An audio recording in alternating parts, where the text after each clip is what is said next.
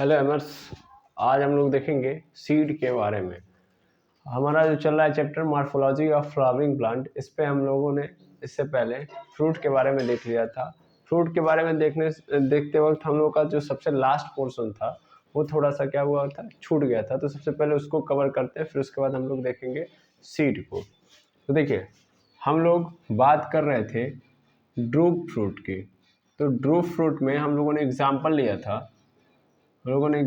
था, किसका लिया था? मैंगो और कोकोनट का।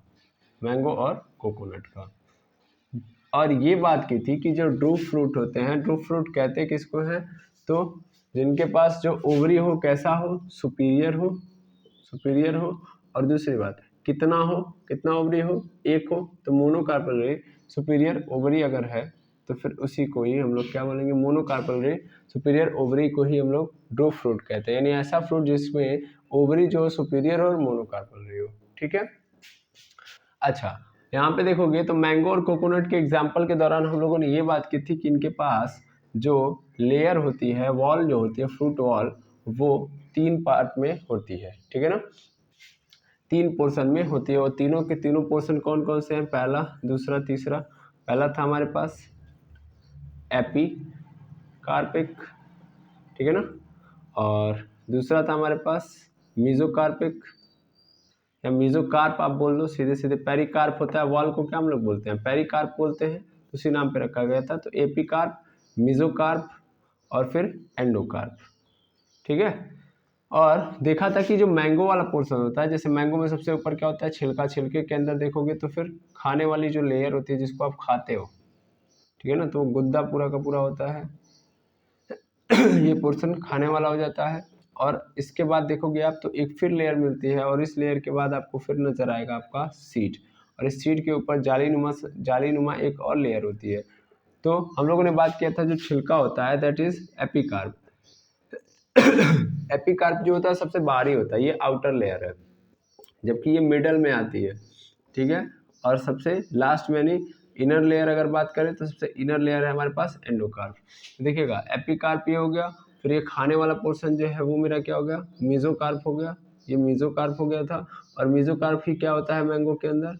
एडिबल होता है। एडिबल मतलब खाने वाला पोर्शन होता है। उसके बाद जो स्टोनी पोर्शन है, ये देखिएगा, स्टोनी पोर्शन का मतलब क्या होता है? यहाँ पे जो बहुत कठोर वाला पोर्शन है, जो एक सबसे कठोर लेयर होती है, इसी को हम लोग क्या बोलते हैं? एंडोकार्प। तो एंडोकार्प जो होता है इसके अंदर, किसके अंदर?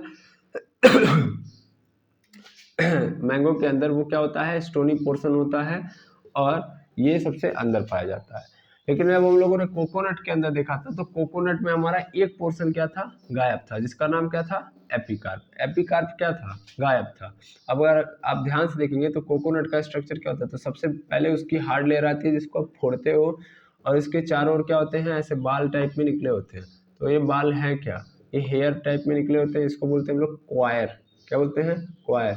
It is nothing but it is a mesocarp. ये क्या है? मीजोकार्प है। लेकिन आप इस मीजोकार्प को कोकोनट के अंदर खा नहीं सकते हो। ठीक है ना, तो ये क्वायर है। उसके बाद देखिए कि सबसे हार्ड लेयर जो होती है, स्टोनी लेयर जो होती है, वो क्या होगी आपकी? तो स्टोनी वाला पोर्शन कौन है? एंडोकार्प। तो इसका मतलब है क्या? जो हार्ड लेयर है वो कौन सी लेयर है? एंडोकार्प है।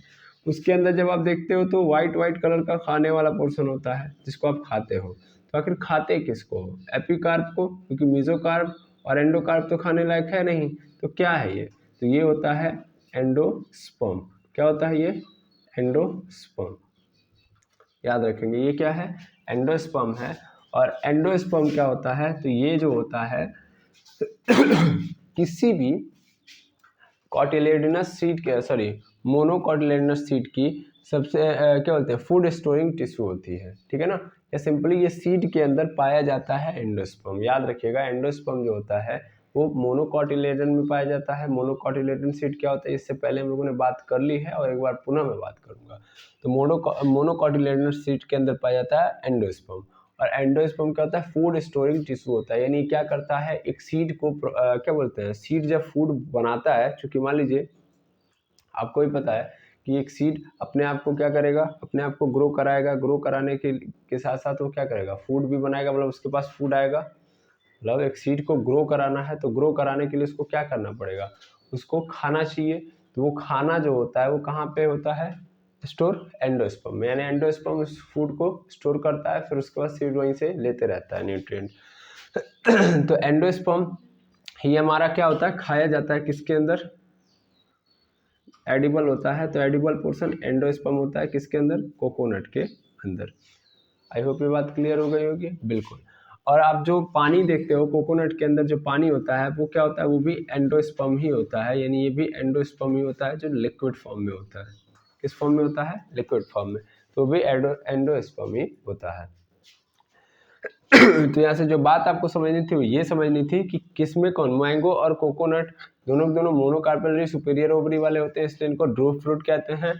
और मैंगो और कोकोनट में आपको ये डिफरेंस समझना होगा कि किसको खाया जाता है, तो यहाँ पे मेसोकार्प को खाया जाता है, जबकि यहाँ पे एंडोस्पर्म को खाया जाता है। एंडोस्पर्म का जो पूरा का पूरा टॉपिक है वो हमारे 12th क्लास में है, ठीक है। हम बस थोड़ा बहुत इंट्रोडक्शन यहाँ पे समझेंगे, ठीक। तो आई होप ये बात समझ में आ गई होगी। अब हम चलते हैं सीड पे, यही थोड़ा सा टॉपिक छूट गया था पिछले क्लास में। चलिए आगे बढ़ते हैं हम लोग और देखते हैं सीड। तो सीड क्या होता है, जैसे फ्रूट कहाँ से आता है, ओवरी से आता है, तो सीड कहाँ से आता है, तो सीड आता है हमारा ओव्यूल से, ठीक है ना। तो अगर हम सीड की बात करेंगे तो ये कहाँ से होता है, ओव्यूल से आता है। ओव्यूल ही क्या बनता है, सीड। कब, जब ओव्यूल फर्टिलाइज्ड होता है तब, फर्टिलाइज्ड ओव्यूल को ही हम लोग क्या बोलते हैं, सीड। और फर्टिलाइज्ड कब होता है, तो जब इसके पास कौन आ जाता है, जब इसके पास पॉलन ग्रेन आता है। जब ये पॉलन ग्रेन से मिलता है और पॉलन ग्रेन से मिलने के बाद ये फर्टिलाइज्ड होता है, फर्टिलाइज्ड करके तब क्या बनाता है, ये सीड का निर्माण करता है। सिंपल बेसिक बात है। ओव्यूल के अंदर क्या होता है, फीमेल गैमेट होते हैं, फीमेल गैमेट सेल, और पॉलन ग्रेन के अंदर मेल गैमेट सेल। और male gamete cell female gamete cell दोनों के दोनों आपस में क्या करेंगे, फ्यूज होंगे, तो फिर क्या बनाएंगे, जाइगोट। और वही जाइगोट फिर किस में कन्वर्ट होता है, सीड में। मतलब जाइगोट से क्या बनेगा, फिर एम्ब्रियो अपने चारों ओर क्या बनाता है, लेयर बनाता है, और वो क्या बन जाती है, सीड, ठीक है। सिंपली अगर आप इसका स्ट्रक्चर देखेंगे तो अलग अलग टाइप से होते हैं, ठीक है ना। अभी आप स्ट्रक्चर भी समझ लोगे कि जो मैंने बात बोली थी वो कैसे बोली थी, क्योंकि आपको पता है कि अगर सेल आपस में क्या कर रहे हैं, कंबाइंड कर रहे हैं, तो क्या बनाते हैं, जाइगोट। तो सेल टिश्यू बनाते हैं। पहले ध्यान दीजिएगा, जब सेल कभी भी क्या कर रहा है, फ्यूज हो रहा है, फ्यूज का मतलब फर्टिलाइज कर रहा है अपने आप को, तो सब एक सेल मिलकर क्या बनाएंगे, ये कौन से सेल है, ये कौन से गैमेट सेल फ्यूज होते हैं, जाइगोट बनाते हैं। जाइगोट फिर अपने आप को फिर सेल डिवीजन करके क्या बनाता है, एम्ब्रियो में कन्वर्ट करता है।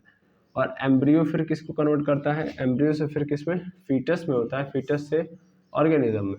लेकिन ये प्रोसीजर एनिमल की कंडीशन में चल रही होती है, ठीक है ना।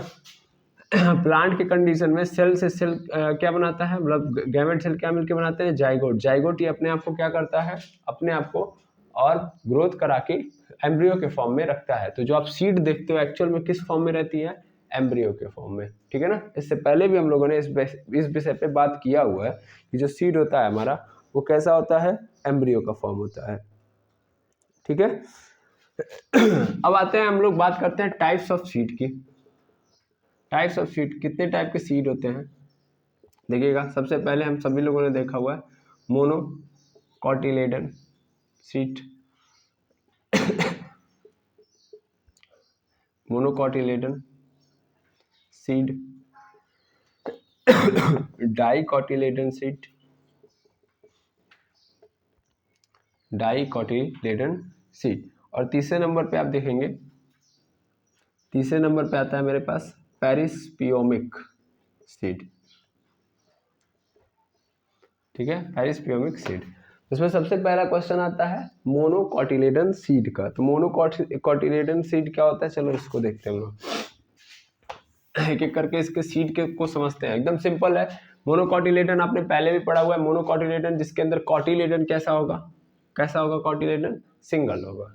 कॉटिलेडन यहाँ पे सिंगल होगा। अगर सिंगल कॉटिलेडन है तो ऐसे सीड को हम लोग क्या बोलेंगे, ऐसे सीड को ही हम लोग मोनोकॉटिलेडन बोलेंगे। अब एकदम सिंपल अगर आप बात करें तो कॉटिलेडन क्या होता है, अगर आप बात करेंगे तो कॉटिलेडन क्या होता है, व्हाट इज कॉटिलेडन। कॉटिलेडन का मतलब अगर सिंपल बात ये है कि अगर मान लीजिए सीड केवल एक पोर्शन में है, यानी उस मान लीजिए कोई सीड है, कोई एम्ब्रियो है, ठीक है ना भाई, सीड का मतलब एम्ब्रियो।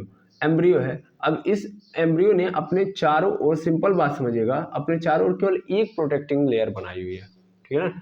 यानी एम्ब्रियो के चारों ओर केवल और केवल एक ही ग्रुप बना हुआ है जिसको फंक्शनाइज कर रहा है, जिसके थ्रू ये पूरा का पूरा सीड वर्क कर रहा है, सिर्फ एक पार्ट है उसका, ठीक है। तो वो एक पार्ट में है तो एक कॉटिलेडन होगा। कॉटिलेडन सिंपल समझेंगे, एक एम्ब्रियो के चारों ओर की लेयर है, ठीक है ना। इन चारों ओर का वो पोर्शन जो एम्ब्रियो से कनेक्टेड है, अगर वो केवल और केवल एक पोर्शन में है तो वो मोनोकॉटिलेडन सीड कहलाएगा, ठीक है ना। इसी मोनोकॉटिलेडन सीड को एक और नाम दिया गया है स्क्यूटेलम, स्क्यूटेलम, ठीक है ना, स्क्यूटेलम भी इसको बोला जाता है। और मोनोकॉटिलेडन सीड की जो सबसे बड़ी प्रॉपर्टी होती है कि इसके अंदर क्या प्रेजेंट होता है, एंडोस्पर्म प्रेजेंट। अभी हम लोगों ने जस्ट देखा एंडोस्पर्म प्रेजेंट। अब एंडोस्पर्म प्रेजेंट मतलब एंडोस्पर्म है क्या, अभी जस्ट बताया भी, तो एक बार और लिख लो। ये क्या है, फूड स्टोरिंग टिश्यू। ये क्या करता है, फूड स्टोर करने का काम करता है, ठीक। और बातें अगर देखें इसके अंदर तो ध्यान दीजिएगा कि अगर मान लीजिए कोई ऐसा सीड है जिसके अंदर क्या पाया जाता है, जिसके अंदर पाया जा रहा है हमारा एंडोस्पर्म, तो उस सीड को क्या कहते हैं हम लोग, तो एंडोस्पर्मिक सीड बोलते हैं। यानी ऐसा सीड जिसके अंदर एंडोस्पर्म प्रेजेंट है, that type of seed is called endospermic or albuminous, albuminous, ठीक है ना। याद रखिएगा, इस चीज को भी मैं आपको समझा दे रहा हूँ। देखिए यहाँ पे अगर मान लीजिए endosperm present in a seed, then it is called endospermic, ठीक है ना, एंडोस्पर्मिक, सिंपल बात। यानी एंडोस्पर्मिक सीड है ये, जिसके अंदर क्या प्रेजेंट होगा, एंडोस्पर्म प्रेजेंट होगा। भाई एक ऐसा सीड जिसके अंदर फूड स्टोर किया जाता है, भाई कोई तो ऐसा चाहिए। एम्ब्रियो के चारों ओर क्या बने हुए हैं, सेल डिवीजन के थ्रू बहुत सारे टिश्यू बने हुए हैं। इन टिश्यू के अंदर क्या है मेरा, इन टिश्यू में ही क्या है मेरा, एंडोस्पर्म है। एंडोस्पर्म क्या करता है, उस सीड, उस एम्ब्रियो को ग्रोथ कराने के लिए जितने फूड की जरूरत पड़ती है, उस फूड को क्या करता है, वो स्टोर करता है।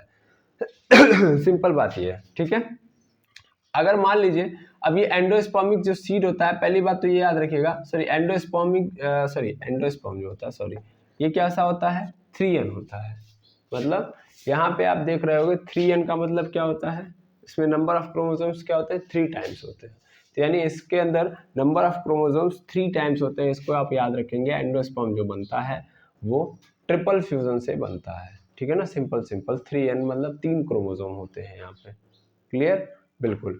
अच्छा और बात करोगे तो इसके जो एंडोस्पर्म की जो लेयर होती है उसको क्या बोलते हैं, एल्यूरीन लेयर बोलते हैं, एल्यूरीन लेयर, ठीक है ना, एल्यूरीन लेयर बोलते हैं। ये एक प्रकार का क्या होता है, प्रोटीन होता है, प्रोटीन की लेयर होती है। तो इसको भी हम लोग क्या बोलते हैं, इसका नाम है एल्यूरीन लेयर। इसका एक और नाम आप देखोगे तो एल्यूमिनस सीड भी बोलते हैं। मान लीजिए अगर किसी के अंदर एंडोस्पर्म है तो इसको क्या बोलेंगे, एल्यूमिनस सीड, ठीक है ना, तो एल्यूमिनस सीड भी बोलते हैं, ठीक है। आई थिंक ये बात समझ में आ गई होगी, ठीक है ना।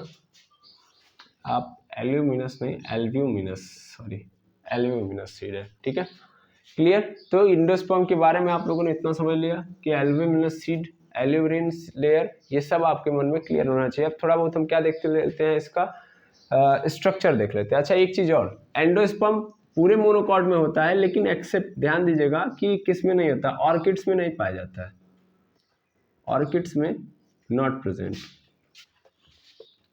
अब्सेंट है ये अब्सेंट है किसमें, ऑर्किड्स के अंदर। तो आप यहाँ पे लिखोगे कभी, most of cotyledon seed are endospermic, मतलब क्या है, ध्यान देंगे कि मैक्सिमम जो कॉटिलेडन सीड होंगे वो कैसे होंगे, एंडोस्पर्मिक होंगे। दैट मीन्स इनके अंदर ये एंडोस्पर्म जैसा टिश्यू पाया जाएगा, लेकिन ऑर्किड्स इसका एग्जांपल है। देखिए मोस्ट लगने का मतलब ज्यादा से ज्यादा, इसका मतलब पूरे में नहीं होगा। अगर मैं यहाँ पे मोस्ट हटा के डाल देता all cotyledonous seed are endospermic, that means कोई एक्सेप्शन नहीं है, लेकिन मैंने मोस्ट डाला, इसका मतलब कोई ना कोई एक्सेप्शन है, और वो एक्सेप्शन क्या है, ऑर्किड्स है। ठीक है, आई होप ये बात समझ में आ गई होगी। अब स्ट्रक्चर आप देखो, अब स्ट्रक्चर आप देखोगे तब आपको चीजें समझ में आएंगी। ये भी आप लोगों ने देख ही लिया। अब फटाफट इसका स्ट्रक्चर देखते हैं कॉटिलेडन का। ठीक है, तो कॉटिलेडन अगर सीड का अगर मैं स्ट्रक्चर देखता हूं तो कैसा होता है, अगर इसकी बात करूं मैं तो ध्यान दीजिएगा, यहाँ पे आप इसको देखिएगा ऐसे। ये जो आपको दिख रहा है ये क्या है, कॉटिलेडन की वॉल है। इसके चारों ओर क्या है, इसके चारों ओर एक लेयर बनी हुई है ऐसे। इसके चारों ओर एक पूरी की पूरी लेयर बनी हुई है जिसको क्या बोलेंगे, सीड कोट। इसको हम लोग क्या बोलते हैं, सीड कोट, सीड का कोट है। फिर ऐसे यहाँ से ऐसे लाइन ड्रॉ कर दो। लाइन ड्रॉ करने से कुछ होगा नहीं। यहाँ पे ध्यान दीजिएगा, ये वाला पोर्शन, ये वाला जो पोर्शन आपको दिख रहा है यहाँ पे प्रेजेंट होता है एंडोस्पर्म। यहाँ पे क्या प्रेजेंट होता है, एंडोस्पर्म। और इस एंडोस्पर्म को ये भी बात करोगे तो एंडोस्पर्म जो होता है वो हमारा कहाँ प्रेजेंट होता है। अगर मैं इस पोर्शन को लेके आऊँ, इस पोर्शन को मात्र लेके आऊँ तो कुछ ऐसा नजर आएगा मुझे, ऐसे होगा, फिर ऐसे, और यहाँ पे हमारा ऐसे पोर्शन में आ जाएगा, या पूरा पूरा ये पोर्शन जो आप देख रहे हो। तो ध्यान देना ये पूरा का पूरा क्या होता है, एंडोस्पर्म होता है। ठीक है, और ये इतना पोर्शन मेरा एम्ब्रियो होता है। क्या होता है, एम्ब्रियो। देखो ये पूरा का पूरा पोर्शन आप देख रहे हो जो यहाँ से लेके यहाँ तक मैं ऐसे कर देता हूँ ये वाला, तो ये क्या है आपका एम्ब्रियो। जबकि ये चारों ओर उसके क्या होता है, एंडोस्पर्म। बाकी ये बाहर वाला क्या है, सीड कोट पाया जाता है। ठीक है, इसमें कोई दिक्कत नहीं, तो इसमें कोई दिक्कत नहीं है। तो आगे थोड़ा सा और देखते हैं हम लोग। यहाँ पे जब आओगे तो यहाँ पे आपको दो पोर्शन मिलेंगे कॉटिलेडन के। कॉटिलेडन के दो पोर्शन होंगे, एक होगा प्लूम्यूल और एक होगा रेडिकल। प्लूम्यूल क्या होता है, तो सीड से वो पोर्शन जो कहाँ की ओर ग्रोथ करता है, ऊपर की ओर। और रेडिकल जो होता है वो पोर्शन होता है जो कहाँ पे जाता है, नीचे की ओर। अगर इस सबके स्ट्रक्चर को बनाओगे तुम तो कैसे ऐसे आपको कॉटिलेडन के अंदर ऐसे नजर आएंगे, ऐसे यहाँ से फिर निकलेंगे, ऐसे ही फिर यहाँ से निकालो, ऐसे बहुत सारे ऐसे निकलेंगे इधर, और ऐसे इधर भी निकल जाएंगे। ठीक है, ऐसे पोर्शन चल रहा होगा। तो ये पोर्शन जो ऊपर की ओर जा रहा है वो क्या कहलाएगा, रेडिकल कहलाएगा। और याद रखिएगा कि रेडिकल वाला जो पोर्शन होता है वो भी क्या होता है, प्रोटेक्टेड होता है। तो उसको किससे प्रोटेक्टेड किया गया है, कॉलियोपिटल। कॉलियोपिटल, कॉलियोपिटल जो होता है वो किसके थ्रू प्रोटेक्ट किया जाता है, सॉरी हाँ, किसके लिए, किसके प्रोटेक्शन के लिए आया हुआ है, रेडिकल। तो यहाँ पे मैं बोल सकता हूँ सीट ऑफ रेडिकल वो क्या होगा, याद रखेंगे कॉलियोपिटल, रेडिकल। तो रेडिकल की जो सीट होती है वो कैसी होती है, उसको कौन प्रोटेक्ट करता है, कॉलियोपिटल। ठीक है, इसी तरीके से सीड ऑफ प्लूम्यूल, तो प्लूम्यूल का जो होता है, और सॉरी ये प्लूम्यूल का है, ऊपर प्लूम्यूल होता है, ये गलत हो गया है, प्लूम्यूल होता है, ऊपर प्लूम्यूल होता है ना, ये ऊपर वाला पोर्शन है यानी ये प्लूम्यूल है। और नीचे वाला पोर्शन मेरा क्या कहलाता है, रेडिकल। रेडिकल नीचे यानी रूट बनाता है, इसलिए ये होगा। जबकि यहाँ पे आप देखोगे रेडिकल की जो सीट होती है वो कैसी होती है, कॉलियोरिजा। सिंपल नाम से ही याद होगा आपको, रिजा आया है। देखो कॉलियो, कॉलियो, और रेडिकल तो रिजा, प्लूम्यूल तो पिटल। ठीक है, कॉलियो कॉलियो दोनों जगह पे, प्लूम्यूल है तो पिटल है, रेडिकल है तो रिजा है, सिंपल बात है। ठीक है ना, तो इसको आप याद रखोगे। तो ये प्लूम्यूल हो गया, ये रेडिकल हो गया, यहाँ पे एंडोस्पर्म हो गया, और ये पूरा का पोर्शन आपका क्या हो गया, मतलब यहाँ पे देखोगे तो एम्ब्रियो, यहाँ पे एम्ब्रियो है, और इधर बाहर बाहर देखोगे तो इसके सीड कोट है, कोई दिक्कत नहीं।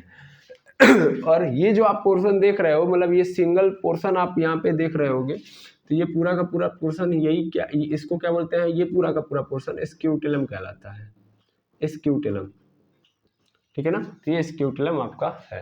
तो आई होप ये पूरा का पूरा आपको समझ में आ गया होगा। ये कैसा है, मोनोकॉटिलेडन सीट है, मोनोकॉटिलेडन सीट कुछ इस तरीके से होता है। एंडोस्पर्म, एंडोस्पर्म के अंदर जाओगे तो एम्ब्रियो मिलेगा।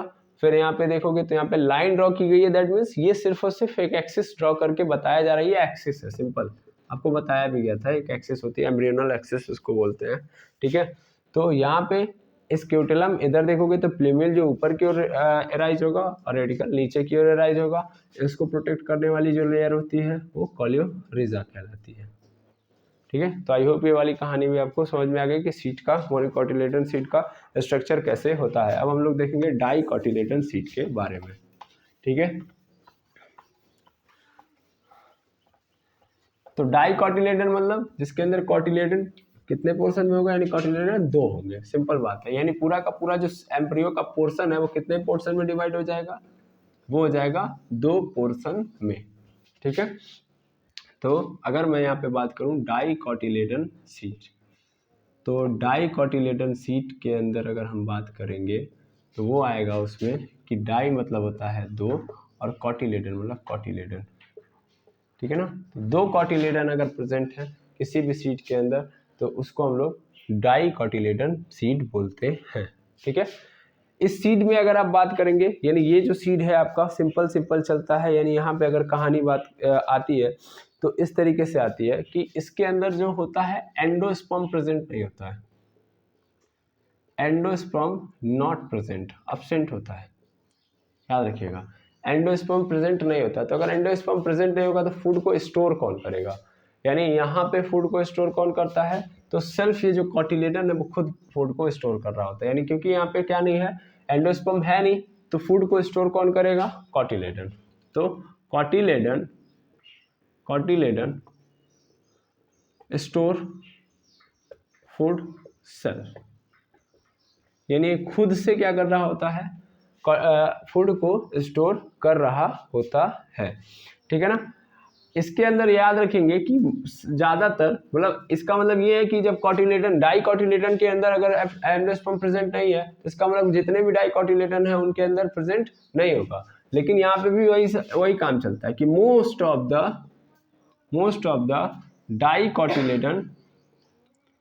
Dicotyledon seed has are not endospermic, यानी वो तब एंडोस्पर्मिक सीड नहीं होंगे। एंडोस्पर्मिक सीड नहीं होने का मतलब एंडोस्पर्म प्रेजेंट नहीं होगा। लेकिन इसका एक्सेप्शन क्या है, इसका एक्सेप्शन है कैस्टर। ठीक है ना, तो कैस्टर इसका एक्सेप्शन है जिसके अंदर ये क्या होता है, कैस्टर क्या होता है, एंडोस्पर्मिक होता है। ये याद रखेंगे कि ये क्या होता है, एंडोस्पर्मिक होता है और इसके अंदर प्रेजेंट होता है एंडोस्पर्म, जबकि ये कैसा सीड है, डाइकोटिलेडन है। ठीक है, तो डाइकोटिलेडन होने के बाद भी इसके पास एंडोस्पर्म प्रेजेंट होता है। इसका मतलब यहाँ पे फूड का स्टोर ये खुद करता है, जबकि बाकी कोटिलेडन सीड के अंदर कोटिलेडन स्वयं फूड को स्टोर कर रहा होता है। ठीक है, तो आई थिंक ये पूरा का पूरा आपको समझ में आ गया होगा कि ये कहानी क्या बन रही है इसकी भी। तो इसको भी हम लोग क्या करते हैं, हटाते हैं। अच्छा, एक बात याद रखिएगा कि नहीं प्रेजेंट है तो इसको हम नॉन एंडोस्पर्मिक कहेंगे। भाई है प्रेजेंट तो एंडोस्पर्मिक और नहीं प्रेजेंट है तो नॉन एंडोस्पर्मिक कहेंगे। ठीक है ना, और दूसरा अगर एंडोस्पर्मिक है तो नॉन एल्ब्यूमिनस। ठीक है ना, नॉन एल्ब्यूमिनियस सीड होगा ये। ठीक है, तो इसको मैं हटा रहा हूँ। अब आगे देखते हैं इसके स्ट्रक्चर के बारे में। स्ट्रक्चर मतलब आप लोग सभी लोग जानते हैं, जब चना खाते हैं तो चने के अंदर जब देखे होंगे तो सिंपल जो चना देखते हैं ना, 2 पोर्शन में डिवाइडेड होता है, इक्वली 2 पोर्शन में डिवाइड होता है। वो दोनों पोर्शन बताते हैं कि वो सीड है। एक्चुअल में चना क्या है, सीड है, और वो कैसा है, डाइकोटिलेडन है। ठीक है ना, तो चने की अगर बात करोगे तो चना कुछ इसी टाइप में होता है।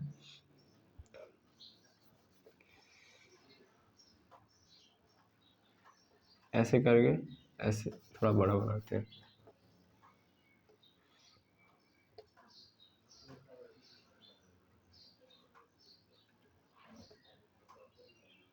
ऐसे करके होता है।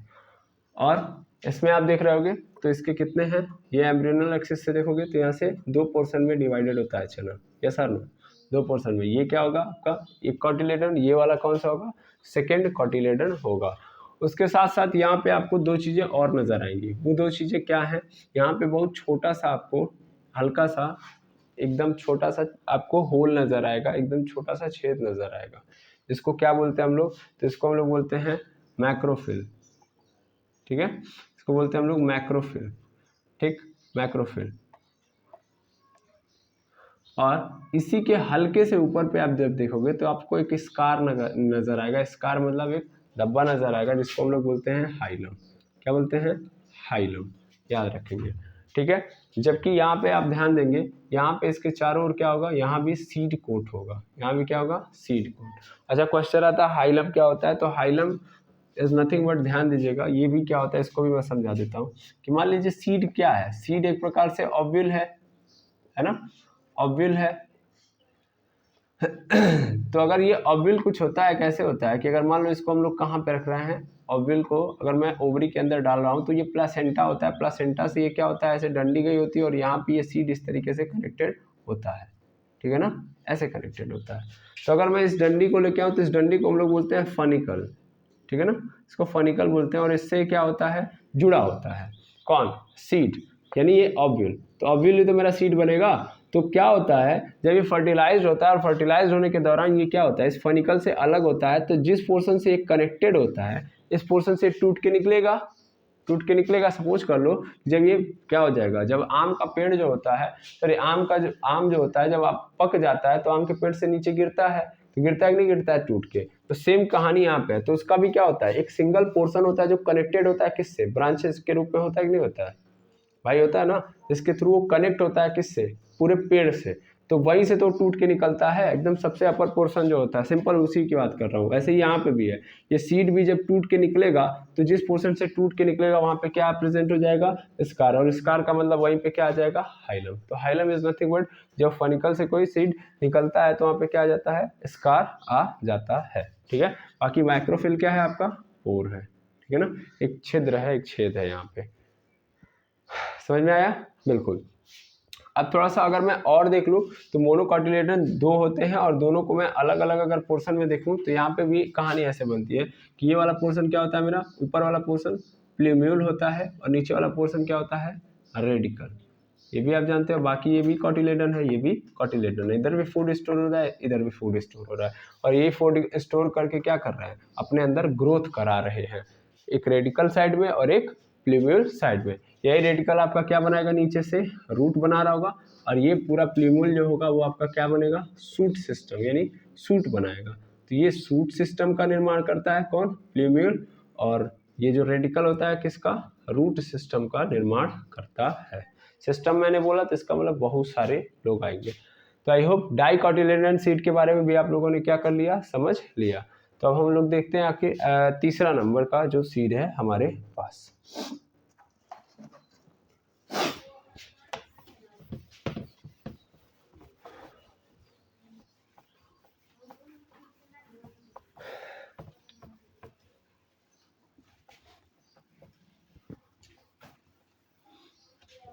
तीसरे नंबर का जब सीड देखेंगे तो तीसरे नंबर के सीड की क्या बात है, तो इसको हम लोग क्या बोलते हैं, पेरिस्पियोमिक सीड, ठीक है। पेरिस्पियोमिक सीड क्या होता है तो सिंपल बात अगर करोगे इसमें, तो पेरिस्पियोमिक सीड के अंदर क्या प्रेजेंट होता है, एक ऐसा सीड जिसके अंदर प्रेजेंट होता है न्यूसिलस, ठीक है, न्यूसिलस। याद रखेंगे क्या मैंने बोला, न्यूसिलस, ठीक है ना, न्यूसिलस प्रेजेंट होता है। अब सर ये न्यूसिलस क्या होता है, तो न्यूसिलस का अगर आप सिंपल काम देखोगे तो एक्चुअल में ये क्या होता है, इसका काम होता है न्यूट्रिएंट को एब्जॉर्ब करना या न्यूट्रिएंट को प्रोवाइड करना एक सीड को। जब एक सीड का फॉर्मेशन होता है तो उस दौरान जितने न्यूट्रिएंट की ज़रूरत होती है एक सीड को, क्योंकि भाई विदाउट न्यूट्रिएंट तो सीड ग्रो करेगा नहीं, कोई भी लिविंग ऑर्गेनिज्म बिना न्यूट्रिएंट के ग्रोथ नहीं कर सकता। तो न्यूसिलस का काम है न्यूट्रिएंट प्रोवाइड कराना, ठीक है, न्यूट्रिएंट प्रोवाइड कराना। अब ध्यान दीजिएगा, जब ये सीड ग्रोथ करता है, यानी जब ये ग्रोथ करता है तो ग्रोथ कर मतलब ये सिंपल, सॉरी मैंने सीड की बात की, I am not saying that seed, it means ovule. एक ओव्यूल जब अपने आप को क्या करता है, ग्रोथ कराता है, तो उस ओव्यूल को ग्रोथ जब देनी होती है तो इसका मतलब उसको न्यूट्रिएंट देना पड़ेगा, और ये न्यूट्रिएंट देता कौन है, न्यूसिलस। तो न्यूसिलस प्रोवाइड करता है, यहाँ पे मैं लिख सकता हूँ, न्यूसिलस provide nutrient to ovule, but when ovule fertilized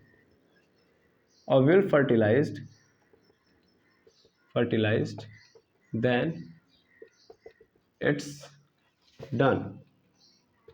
it's done मतलब इसकी कहानी क्या हो जाएगी वहीं पे खत्म। यानी जब इसकी फर्टिलाइज हो जाएगा ओव्यूल, तब इसकी कहानी क्या हो जाएगी खत्म। यानी क्या बोलते हैं, सिंपल न्यूसिलस जो होगा तब मेरा न्यूट्रिएंट ओव्यूल को प्रोवाइड नहीं करेगा, उसके पहले तक ये क्या करेगा, प्रोवाइड करेगा। ठीक है ना, तो इसका काम होता है। लेकिन जो ये फर्टिलाइज होता है वो उसकी कहानी क्या हो जाती है खत्म, यानी वो वहां से खत्म हो जाएगा उस पोर्शन से। लेकिन पेरिस्पियोमिक सीड के अंदर बस सिंगल कहानी यही है कि इसके अंदर क्या होता है कि न्यूसिलस प्रेजेंट होता है। भाई फिर से समझना, ओव्यूल मेरा बाद में सीड बनेगा, लेकिन जब ओव्यूल था तो ओव्यूल के अंदर न्यूसिलस था, ओव्यूल के अंदर न्यूसिलस था। अभी जस्ट आप लोगों ने देखा कि ओव्यूल कनेक्टेड था फनिकल से, कनेक्टेड था प्लासेंटा से कनेक्टेड था, तो ओव्यूल के पास उस समय बहुत कुछ था, प्लासेंटा था, फनिकल था, न्यूसिलस था। लेकिन जब ये सीड में कन्वर्ट होगा तो प्लासेंटा खत्म, फनिकल खत्म, लेकिन और उसके साथ साथ क्या खत्म हो जाना चाहिए इसका, न्यूसिलस भी खत्म हो जाता है। लेकिन पेरिस्पियोमिक सीड के अंदर ये न्यूसिलस क्या होता है, प्रेजेंट होता है। तो ऐसे सीड को ही हम लोग क्या बोलते हैं, पेरिस्पियोमिक सीड बोलते हैं। पेरिस्पियोमिक सीड में आपको यही समझना है, बाकी आपको ये जो न्यूसिलस की पूरी कहानी जब आपको एंडोस्पर्म वगैरह पढ़ाया जाएगा तो वहाँ पे पुनः एक बार फिर पढ़ाया जाएगा। तो आई होप ये वाली कहानी भी समझ में आ गई होगी। इसमें आप बहुत सारे एग्जांपल भी देख सकते हो, जैसे कैस्टर जो होता है, कैस्टर के अंदर भी पाया जाता है, जो आप देखे भी हो, एंडोस्पर्मिक आपको नजर आ रहा था। फिर कॉफी जो थी, कॉफी वो भी क्या होती है, वो भी हमारा यही होता है। और क्या बोलते हैं, पेरिस्पियोमिक सीड होता है। ब्लैक पीपर, ठीक है, ब्लैक पीपर यानी काली मिर्च जो होती है वो भी क्या है, मेरे एग्जांपल है किसका, पेरिस्पियोमिक सीड का। इसके अंदर न्यूसिलस प्रेजेंट होता है। न्यूसिलस प्रेजेंट मतलब न्यूट्रिएंट प्रोवाइड करने वाला जो होता है ओव्यूल को, लेकिन जब फर्टिलाइज्ड हो जाता है तो इसकी कहानी क्या हो जाती है, खत्म, यहीं तक होती है। लेकिन पेरिस्पियोमिक सीड के अंदर ये जो न्यूसिलस होता है वो प्रेजेंट होता है, सीड में प्रेजेंट होता है। सिंपल, जब मैं बोल रहा हूँ पेरिस्पियोमिक सीड और मैं बोल रहा हूँ कि न्यूसिलस प्रेजेंट होता है, तो इसका मतलब समझ रहा है ना कि ये सीड के होते हुए, जबकि ओव्यूल में प्रेजेंट होना चाहिए, ओव्यूल की ग्रोथ के लिए था। ओके, तो आई होप ये पूरी कहानी पेरिस्पियोमिक सीड की भी आपको समझ में आ गई। तो आपने तीनों टाइप ऑफ सीड समझ लिए, ठीक। अब आपकी कहानी जो है सीड वाली खत्म होती है। अब इसके बाद हम लोग नेक्स्ट देखेंगे फैमिली के बारे में, और वहीं पे मेरा क्या हो जाएगा टॉपिक खत्म, मॉर्फोलॉजी ऑफ फ्लावरिंग प्लांट वहीं पे डन हो जाएगा। तो मिलते हैं नेक्स्ट वीडियो में, जहाँ पे हम लोग फैमिली के बारे में समझ रहे होंगे, जो भी फैमिली हम लोगों ने इसमें पढ़ी है मॉर्फोलॉजी ऑफ फ्लावरिंग प्लांट में, ठीक है। और उनका आप लोगों को फ्लोरल नेम मैंने लिखने के लिए सिखा दिया था पहले ही, तो उसका यूज़ थोड़ा सा किया जाएगा और यूज करके हम लोग सभी फैमिली का एक जनरल नेम निकालेंगे, जनरल फ्लोरल नेम। ओके, तो आज के लिए इतना ही, मिलते हैं नेक्स्ट वीडियो में। Thank you very much एमर्स।